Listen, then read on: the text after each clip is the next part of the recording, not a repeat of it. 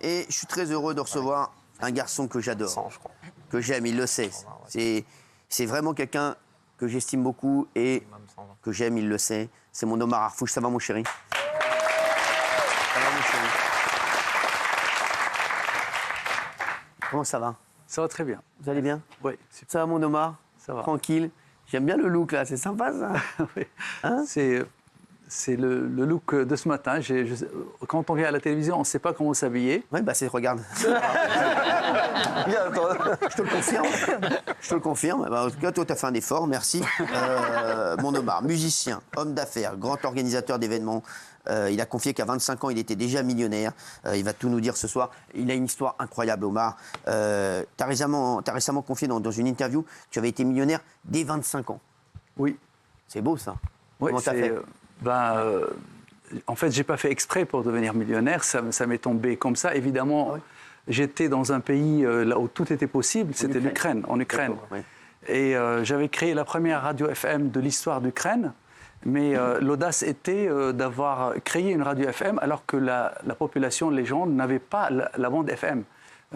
En Union soviétique, c'était la AM seulement et la FM n'était pas utilisée, n'était pas connue par la population. Et donc, quand j'ai postulé pour avoir la fréquence et pour avoir la radio, c'était un pari fou. Et puis, une fois l'Ukraine se modernise, les gens commencent à avoir la radio FM. On était les seuls à avoir cette radio-là.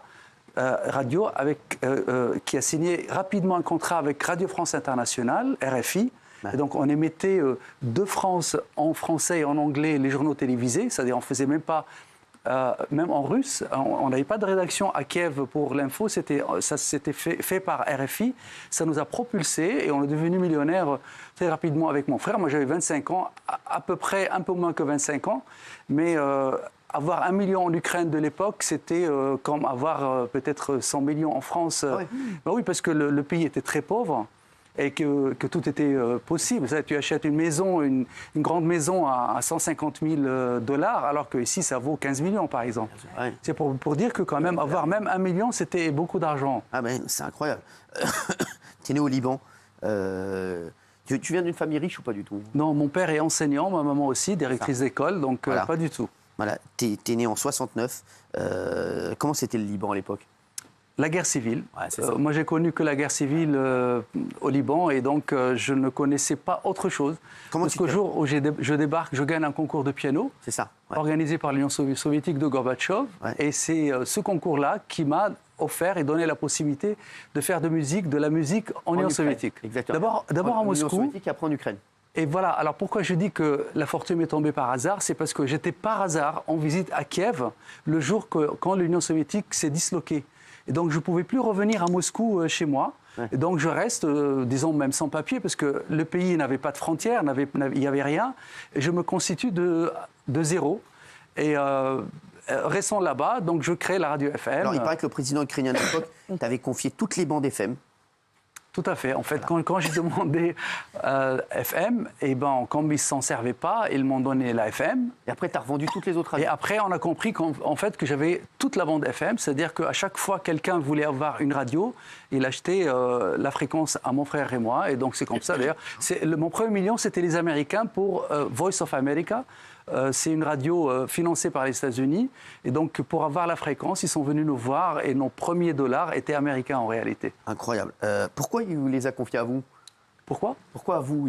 Pourquoi il vous les a confiés à vous, le président ukrainien? Ben, c'est moi qui avais demandé ça. Ah, d'accord, ouais. En fait, quand il est devenu président, il a réuni ceux qui ont aidé à ce qu'il soit président. Et moi, j'en faisais partie. Ah, d'accord. Voilà. Et donc, ils sont allés dans le... Il paraît quoi? Il paraît qu'il a dit qui veut ça, qui veut ça, qui voilà, veut ça. Tout à fait. En fait, ce que vous voyez aujourd'hui, les oligarques, les milliardaires et tout ça, on était... C'est ma génération. Donc, qui veut le pétrole? Alors, celui qui a pris le pétrole, il est milliardaire. Il y en a qui achètent des clubs de foot et tout ça. Et moi, j'ai demandé la FM. Ah ouais. En réalité, moi, je ne suis pas businessman. Je ne sais pas faire, jamais fait de l'export-import. Ouais. Et donc, je me suis dit, la radio, je sais, ça me parle. Et voilà. Donc, on est devenu millionnaire. On ne peut pas être milliardaire avec ça. Ouais. Mais quand même, on gagne pas mal notre vie depuis très longtemps. Incroyable. Ouais, le mec qui arrive, vous voulez quoi? Je ne comprends pas pourquoi je n'étais pas là, moi. Jamais dans les bons plans. On se demande tous. Ouais. Vous auriez demandé quoi, vous? Moi, les trois. Les fréquences TNT. Je m'y connais un peu en pétrole aussi, hein. Je suis pas nul, hein, je te le dis. Je veux bien les radios, mais en pétrole, je suis pas mauvais non plus, hein, je te le dis. Non, mais c'est incroyable. Alors, vous avez d'autres business en Ukraine ou pas? Parce que Radio Nova, en Ukraine, Supernova. Supernova, elle existe encore. Et la raison pour laquelle elle s'appelle Supernova, c'est parce que j'étais à Paris avant et j'ai entendu Radio Nova, que j'ai adoré. J'adore d'ailleurs, ils ont un peu changé de programmation en ce moment, mais j'aime beaucoup Radio Nova. Et donc, quand il fallait donner un nom à la radio, on l'a nommé Supernova. Ah, d'accord. Vous avez d'autres business en Ukraine ou pas? J'ai toujours mon groupe de presse là-bas, j'ai toujours mes maisons. Mon frère est ukrainien, ma deuxième famille, c'est-à-dire la famille de mon frère, est ukrainienne. Mais là, à cause de la guerre, on ne peut plus émettre. Bien sûr. En fait, il y a une antenne, que ce soit pour la télévision ou pour la radio, ça s'appelle le Marathon. Et on prend les émissions de l'administration présidentielle, qui nous fournit tout, et on est obligé de diffuser tel quel. On n'a pas le droit de faire ni talk show, ni parler, ni rien du tout. Donc pour le moment, c'est un petit peu en arrêt, on va dire ça, en sommeil. Alors, aujourd'hui, vous avez quelle relation avec Volodymyr Zelensky? Très bonne relation, puisque Vladimir Zelensky est le Cyril Hanouna de l'Ukraine. Je vous le dis de manière très sérieuse. Il était comédien humoriste avant de devenir président. Oui, il était aussi présentateur et donc il travaille dans une chaîne de télévision, mais il était aussi à la radio. Donc il a fait un passage par Supernova. Donc on le tutoie. Mon frère, il a travaillé pour lui pour la campagne électorale. Mais juste pour vous dire, mais c'est pas pour rire, hein, c'est sérieux. Imaginez-vous, vous êtes président de la France et les chroniqueurs sont ministres de la Défense, chef de. Ah merde. Non. C'est un beau portrait. Et ben c'est le cas. Merde pas, mais Omar, peut-être que toi je te donnerai un truc, mais eux, ils resteront avec moi, on rigolera. Mais bon, c'est vrai que là, voilà. Non, je mettrai quand même Raymond, ministre des Transports, quand même. Ministre des réseaux sociaux. Et Verdez à la justice. Oula. Non. On n'est pas dans la merde. Alors, Verdez à la justice, vous savez quoi, c'est bien, on va pouvoir fermer toutes les prisons. Il n'y aura plus personne en prison. Eh bien, il sera un très bon ministre de la Justice. Oui. Voilà. Oui, parce qu'il est humaniste. C'est d'ailleurs le seul parmi vous humaniste ici. Merci Omar. Il ne fait pas de distinction entre les gens ni par rapport à leur origine, ni même par rapport à leur position politique. Il est un grand défenseur de droits de la femme et pour les minorités et tout ça. Moi, vraiment, un ministre de la Justice... Moi, j'adore. Un ministre de la Justice, moi, quand même, défenseur des délinquants, des squatteurs. Mais c'est vrai, c'est intéressant. C'est bon, Omar. C'est trop de compliments, ça ne pouvait pas rester. Non, mais c'est important aussi, parce qu'il en faut. Voilà, quand même, ça, c'est vrai. Eh bien, pour revenir à ce que vous venez de dire au départ, vous avez dit je ne prendrai personne comme ministre. Après, vous avez dit mais peut-être Raymond. Après, vous avez dit peut-être encore quelqu'un d'autre. Gauthier Lebray. Eh bien, imaginez-vous que c'était le cas pour Zelensky. Non. Oui, parce qu'en fait, il ne savait pas comment faire. Il voulait des gens avec lesquels il travaillait depuis longtemps. Et donc, il a fini par avoir vraiment ses copains, ses chroniqueurs et même ses compagnons de théâtre, même chef de service secret. Et par exemple, le président de groupe parlementaire au Parlement, il était DJ, il s'appelle David, il est connu comme DJ. Aujourd'hui, il est chef de... Il est tranquille à l'Élysée toute la journée en train de mixer. Mais pour conclure sur ça, on a découvert quand même un Vladimir Zelensky, un héros incroyable. Il a sauvé l'Ukraine à lui seul de l'invasion russe. Il était seul à défendre Kiev avec son téléphone portable. Le jour quand les Russes sont entrés, les chars et les soldats russes étaient dans Kiev. Et avec son téléphone portable, il a fait une vidéo en disant « Je suis à Kiev, je n'ai pas pris la fuite ». Et grâce à ça, la population, elle s'est jointe à lui et il a chassé l'armée russe seule. Et dernière chose, il a réuni les Ukrainiens, alors qu'ils étaient divisés entre pro-russes et pro-ukrainiens. Aujourd'hui, ils sont tous pro-ukrainiens. Donc on ne sait pas si Cyril Hanouna, président, il sera aussi... héros comme Zelensky, mais moi j'ai tendance à dire oui. Ah bah merci, ça fait plaisir Omar, hein, franchement, merci Omar. Vous êtes un humaniste Omar aussi, hein. Lui pour le coup, vraiment vous êtes vraiment un humaniste. Vous avez organisé un événement dont on a énormément entendu parler, c'est le Concerto pour la paix. C'est vrai que voilà, vous étiez venu nous voir d'ailleurs dans Touche pas à mon poste. C'était quoi l'objectif de ce Concerto? Alors, l'objectif c'était pour parler et jouer pour la paix. Depuis quelques mois, on ne parle que de la guerre. On invite la jeunesse européenne à aller faire la guerre, que ce soit en Ukraine, mais aussi au Proche-Orient. On connaît tous ici des gens qui ont quitté Paris pour aller faire la guerre, par exemple, au Proche-Orient, ou même sur le front russo-ukrainien. Et donc, il fallait que quelqu'un, ou faire un événement pour au moins parler de la paix. Parce qu'aujourd'hui, qu'est-ce qui peut nous sauver? Ce n'est pas gagner une guerre, parce que personne ne va gagner les guerres. On ne gagne pas une guerre. Soit on la gagne en tuant des millions de personnes. Et je ne pense pas que c'est ça ce qu'on veut. Donc, il y a une seule solution, c'est la paix. Et la paix, elle est très facile à faire. Il suffit juste qu'on décide de faire la paix. Et elle se fera. Parce qu'aujourd'hui, tout le monde veut sortir de cette crise, mais personne ne sait comment. Et donc, pendant ce concert, au moins, il y avait 1700 personnes. Il y avait quand même des gens très importants, comme le président de CRIF, comme aussi des célébrités, des influenceurs. Catherine Deneuve, non? Il y avait Catherine Deneuve. Il y avait 140 stars. Et donc, évidemment... Michel Verdet. Il n'a pas pu venir, mais par contre, je crois que vous étiez là, je crois. Oui, bien sûr. Voilà. Ah oui. En fait, c'était le même moment quand vous étiez en direct à la télévision. C'est ça, ouais, voilà. C'est pour ça que je n'ai pas pu venir aussi, mon Omar. Voilà. J'aurais bien aimé venir te faire un bisou. Tu sais comme je t'apprécie. Oui, Gilles. Oui, alors Omar, ce qui a fait beaucoup parler par rapport au Concerto pour la paix, c'est que donc il n'y avait pas de place à vendre, mais il y avait une campagne de promotion massive, notamment dans Paris. Et des affichages, oui. Des affichages. Quoi, il n'y avait pas de place à vendre, tu savais pas? Non, il n'y avait pas de place à vendre. Que sur invitation. C'était sur invitation. Parce qu'il y avait une campagne de pub. Très grande campagne de Voyez pub. Omar, moi, dans les affiches. Ça me fait- Partout. Ouais. Pourquoi est-ce qu'il y avait une si grande campagne de promotion alors qu'aucune place n'était à vendre? C'est une question légitime. Au départ, donc déjà pour réserver les affiches, il faut le faire des mois avant l'événement. Donc on était obligé de les réserver au départ. On voulait vendre les places, c'était ça le but. Et donc on a commencé une campagne de presse et de publicité par affichage et par la presse. Il y avait aussi des affiches dans les journaux comme Le Monde, Le Figaro, etc.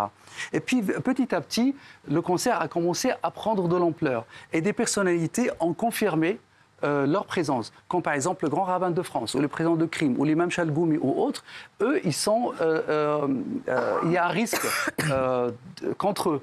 Et donc, il y a eu une réunion avec quelqu'un à la préfecture, donc j'étais à la préfecture moi-même, et on m'a dit, soit ces gens-là ne pourront pas venir, soit vous allez fermer le concert pour garantir la sécurité de vos invités. Et nous, déjà, à cette époque-là, on avait 400 confirmations de VIP et de stars. Et donc, la décision a été prise de ne plus vendre parce qu'on ne pouvait pas se permettre d'avoir des activistes de on ne sait pas quoi. Et malgré le fait, parce que la police, quand même, ils sont venus le jour avec des chiens et tout ça pour vérifier que la sécurité était vraiment en norme. Malgré tout ça, les huissiers de justice ont quand même constaté que dans les toilettes, alors qu'il n'y avait pas des gens de l'extérieur, il y avait quand même des écritures mort aux Juifs, Free Palestine et tout ça. Et donc, les gens s'expriment, mais bon, on a compris qu'ils ont quand même réussi à entrer et à mettre des affiches. Mais c'est pour vous dire comment faire si des gens achètent des billets, on ne sait pas qui c'est, et après ils vont faire un événement ou autre. Et je vous donne l'exemple, la patronne de Femen, qui est une organisation féministe ukrainienne, que je connais très bien de l'Ukraine, elle m'a envoyé sur Instagram, elle m'a dit « Est-ce que je peux venir ?» Je dis « Oui, je lui ai envoyé une invitation. » J'étais obligé de dire que les femmes seront là. Est-ce qu'elle va faire une action ou pas? On ne sait pas, mais je ne pouvais pas lui dire non. Et donc, on avait tout le temps cette crainte. Et on avait donné des instructions, on avait quand même 40 gardes du corps, en disant si quelque chose se passe, on ne tire personne, on ne les arrache pas, on les laisse faire tout ce qu'ils veulent faire pour ne pas avoir l'image que d'autres ils ont envie. Et surtout, croyez-moi, les ennemis de la paix sont très nombreux et très puissants. Ce qui a fait beaucoup parler aussi, Omar, c'est que tourne dans Paris la rumeur ou l'information, moi je vous pose toutes les questions, selon lesquelles des stars ont été payées. Notamment Catherine Deneuve, si je vous dis 50 000 € pour qu'elle participe à la soirée. Qu'est-ce que vous me répondez? Je viens de dire que vous serez un formidable ministre de la Justice et j'avais raison. Malgré notre proximité, vous mettez en difficulté. Alors, je vais vous répondre cash. Je ne sais pas combien chaque artiste ou chaque star a pris pour cette soirée-là. Ce n'est pas moi qui a organisé ça. Je vais répondre. Mais j'avais donné des instructions que toutes les personnes présentes et qu'on va pouvoir voir sur l'écran. À chaque fois que cette personne, et même les membres de l'orchestre qui étaient 66 musiciens et 33 chanteurs, qu'il faut absolument garantir leur droit à l'image et qu'on puisse utiliser librement toutes les photos, que pas un seul musicien ou un régisseur ou une star, elle dit « Attendez, moi quand même je suis célèbre, vous ne pouvez pas utiliser mon image ». C'est quand le prochain concert? Parce que je pense que tu vas annuler l'émission. Et donc, j'avais donné des instructions de voir par rapport à la célébrité et par rapport à l'influence. Par exemple, est-ce qu'ils ont 1 million de followers ou 2 millions ou 100 000? Donc j'ai dit, vous faites la proportion. Et donc c'était quelque chose d'organisé, voulu. Et je pense que j'ai bien fait parce qu'aujourd'hui, on peut distribuer, d'ailleurs ça va être diffusé sur TV5 bientôt, sur d'autres télévisions. On n'a aucune crainte que quelqu'un va nous envoyer une lettre recommandée en disant, vous n'avez pas pris mon accord avant. Je précise d'ailleurs que vous avez contractualisé. Hein. C'est pas de l'argent qui est d'image. Exactement. Il y avait des contrats. Comme ça, vous êtes tranquille avec les images, vous êtes tranquille avec les photos, vous êtes tranquille avec tout. Et beaucoup d'intermittents, ça les a aussi aidés à remplir les heures de travail. Moi, je suis très fier de ça. Bravo. Si j'ai réussi à faire travailler les centaines de musiciens, mais aussi tous les régisseurs et aussi les invités qui étaient là, qui ont aimé finalement, parce que le risque, ce n'était pas est-ce qu'il y avait des affiches ou pas. Le risque, c'était est-ce que la musique sera bonne ou elle ne sera pas bonne? Parce qu'une fois les portes étaient fermées, c'était eux et moi. Et là, je peux vous garantir qu'ils étaient bluffés et par la musique et par ma virtuosité. Tout le monde a kiffé, je te le dis. Oui, ça, je sais, je reçois encore des messages. Ouais, je te le dis. Ouais. Et donc, j'ai exprès organisé un dîner 2 semaines après et j'ai invité toutes les stars et tout le monde est venu. Ouais. Gratuitement. Ah ouais. Et juste pour... il y avait à bouffer. Ça, c'est pendant la soirée. Je les en plus, je les kiffe, les trois. Les trois, je les adore. Moi aussi. Je les adore. Ça, c'était encore pendant TPMP, ça? Non, On va faire des trucs quand il n'y a pas d'émission. Franchement, mais moi, je travaille toute la semaine, donc forcément, je peux jamais venir. Et il y a 2 possibilités. Soit j'attends quand la chaîne sera... Oui, mais je vais peut-être aller ailleurs. Là. Je vais certainement, tu vois, enchaîner sur autre part dans le groupe. Donc forcément... Oui, mais soit je fais un concert un peu plus tôt. Mais le matin à New York, il y aura un décalage d'horaire. Peut-être je choisirais de le faire. Non, c'est le 29 mai, donc je ne sais pas si c'est le 29 mai. À New York? Oui.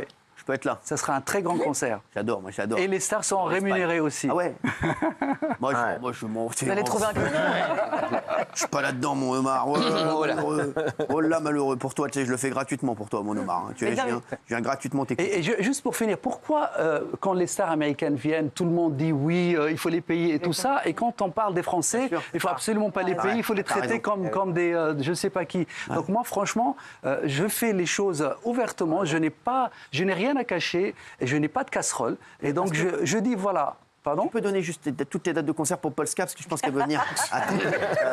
C'est ça. Elle a plein de followers. Hein. À 50 000. Et Polska moi, je donnerais gratuitement parce que c'est pour une cause noble. C'est pour la paix. Donc. Bah ouais, c'est ça. Gratuitement, mais tout le temps. Tout le temps. Écoutez, vous savez qu'ici, on est pour la paix aussi. C'est vrai. Il y a des colombes dans les posez-vous les bonnes questions. Ici, on est pour la paix. Je vous le dis, on est plus que pour la paix. C'est une cause noble, oui. J'ai pas reconnu Polska. Elle est tellement bien habillée ce soir. Ouais, c'est vrai que. Ce soir. C'est vrai. Non, c'est très bien. Continue comme ça. Continue comme ça. Mais là, non, mais je veux dire, là, en ce moment, elle a glow up. Merci. C'est vrai, la glow up. C'est sa présence ici. Et donc, aux États-Unis, il y aura des stars ou pas? Oui, évidemment, des stars américaines, mais j'invite aussi des Français. Ah ouais, Oui. Pour moi, c'est important qu'ils m'accompagnent dans d'autres concerts. Là, je joue le 14 novembre au Vatican. Ah oui. Mais malheureusement, je ne peux pas inviter beaucoup. J'ai que 10 places parce que la salle est toute petite. Ouais, il y a que 10 et les 80 autres, ça sera les Cardinaux. Bien sûr. Hein. Et puis à Dubaï, à l'Opéra de Dubaï, le 7 décembre. Je peux en être. Tiens. 7 J'aime bien. décembre. Oui, moi j'habite. D'ailleurs, je viens d'arriver de Dubaï là. Ah ouais. Ah oui. Ah ouais. Donc, et là, je repars tout de suite après l'émission. Et donc, à Dubaï, peut-être le 7 décembre, vous serez disponible. Pas mal. Pas mal. Il y a des dates qui sont en train de se caler dans tout ça. Ça se décante, ça se décante. Mais il y a encore Gauthier, une on considère dernière Cyril a une vie sans moi, je comprends pas. Non, mais je me dis. Et toute dernière possibilité, vous pouvez aussi, une autre fois, emmener un piano ici. Moi, je viens jouer. Voilà. Dans ce cas-là, donc ce cas-là, c'est moi qui vous donne de l'argent. On va voir, mais L'idée est moins bonne. la paix, oui, l'argent, non. C'est bon, c'est clair.